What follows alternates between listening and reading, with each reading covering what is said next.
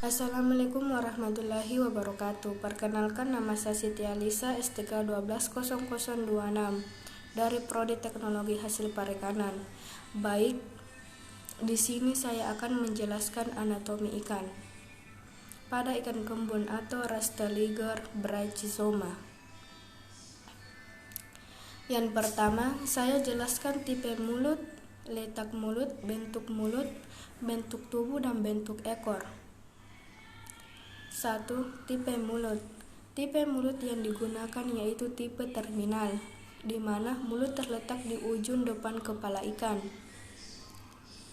2. Letak mulut, yaitu berada di ujung moncong. Ketiga, bentuk mulut, yaitu bentuk mulut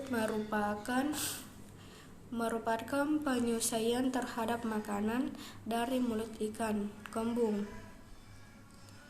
Juga memberikan petunjuk terhadap kebiasaan makanannya, bibir lebih kecil tanpa adanya modifikasi. Biasanya bentuknya kecil. 4. Bentuk tubuh. Bentuk tubuh yang digunakan pada ikan kembung yaitu torpedo, dengan panjang tubuh serta hidup di sekitar dasar perairan dan permukaan perairan laut. Tergolong ikan pelagis yang menyukai perairan bersalinitas tinggi, suka hidup secara bergerombol, baik di perairan pantai maupun di lepas pantai. 5. Bentuk ekor, yaitu bercagak atau forked.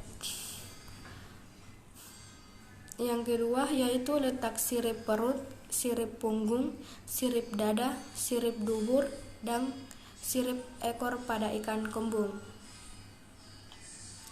1. Letak sirip perut terdiri dari 1 jari-jari keras dan 5 jari-jari lemah.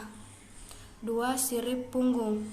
Sirip punggung nyata atau dorsal secara terpisah menjadi 2 sirip masing-masing, terdiri atas 10 hingga 11 jari-jari keras dan 12 jari-jari hingga 13 jari-jari lemah.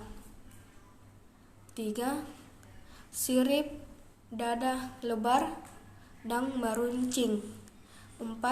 Sirip dubur atau anal berjari-jari lemah 12 di belakang sirip punggung kedua dan sirip dubur. Terdapat 5-6 sirip tambahannya yang disebut dengan finlet. 5. Sirip ekor, yaitu bercak dalam. Yang ketiga, saya akan menunjukkan letak linea latasi pada ikan kembun, yaitu pada ikan kembun, ini mulai dari atas kepala sampai ekor. Keempat, saya akan menjelaskan nama sisik pada ikan kembung, yaitu sisik sikloid yang mempunyai bentuk tipis, transparan dan mempunyai lingkaran pada bagian belakang dan berigi.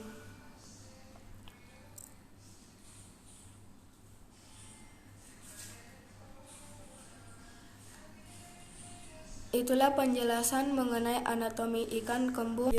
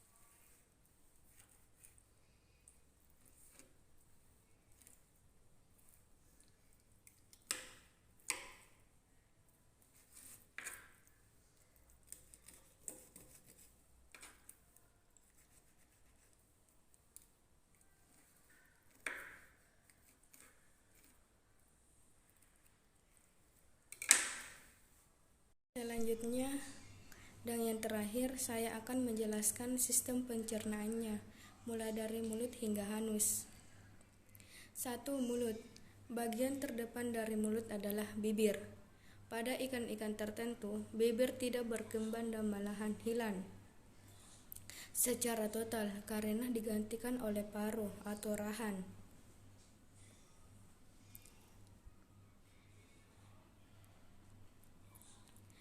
Pada ikan belanak atau tambakan, bibir berkembang dengan baik dan menebal. Bahkan mulutnya dapat disimpulkan keberadaan bibir berkaitan erat dengan cara mendapatkan makanan. Di sekitar bibir, pada ikan tertentu terdapat sungut yang berperan sebagai alat peraba. Mulut terletak di ujung hidung dan juga terletak di atas hidung. 2. Rongga mulut. Di bagian belakang mulut terdapat ruang yang disebut rongga mulut. Rongga mulut ini berhubungan langsung dengan segmen faring. Secara anatomis, organ yang terdapat pada rongga mulut adalah gigi, lidah, dan organ palatin. Permukaan rongga mulut diselimuti oleh lapisan sel permukaan atau epitelium yang berlapis. Pada lapisan permukaan terdapat sel-sel penghasil lendir atau mukosit untuk mempermudah masuknya makanan. Di samping mukosit, di bagian mulut juga terdapat organ pengecap atau organ penerima rasa yang berfungsi menyeleksi makanan.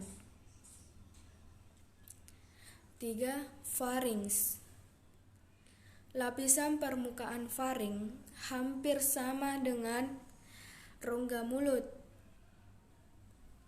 Masih ditemukan organ pengecap sebagai tempat proses penyaringan makanan. 4. Esofagus. Esofagus permulaan dari saluran pencernaan yang berbentuk seperti pipa, mengandung lendir untuk membantu penelanan makanan. Pada ikan laut, esofagus berperan dalam penyerapan garam melalui difusi pasif, menyebabkan konsentrasi garam air laut yang diminum akan menurun ketika berada di lambung dengan usus sehingga memudahkan penyerapan air oleh usus. Penyerapan air oleh usus belakang dan rektum, proses osmoregulasi. 5. Lambung. Lambung merupakan segmen pencernaan yang diameternya relatif rendah, besar bila dibandingkan dengan organ pencernaan yang lain. Besarnya ukuran lambung berkaitan dengan fungsinya sebagai penampung makanan.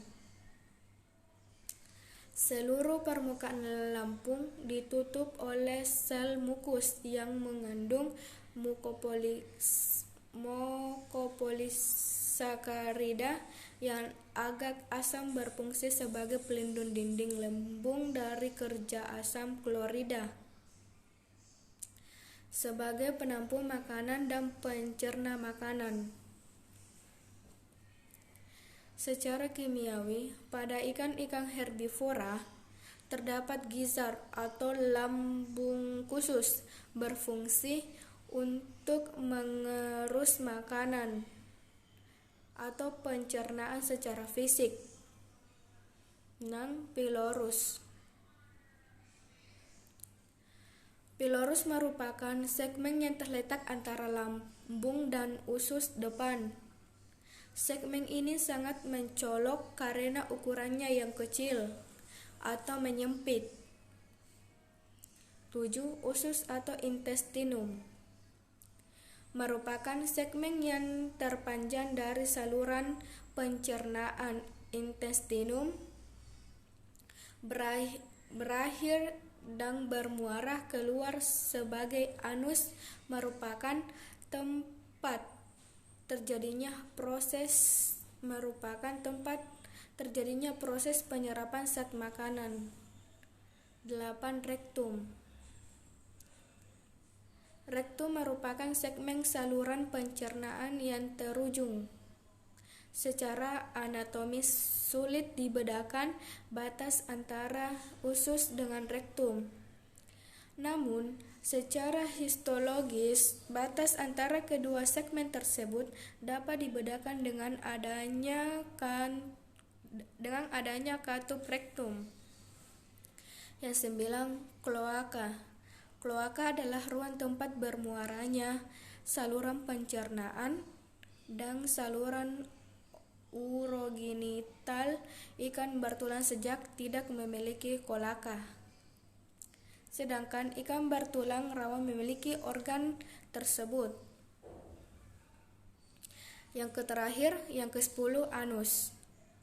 Anus merupakan ujung dari saluran pencernaan pada ikan bertulang sejati.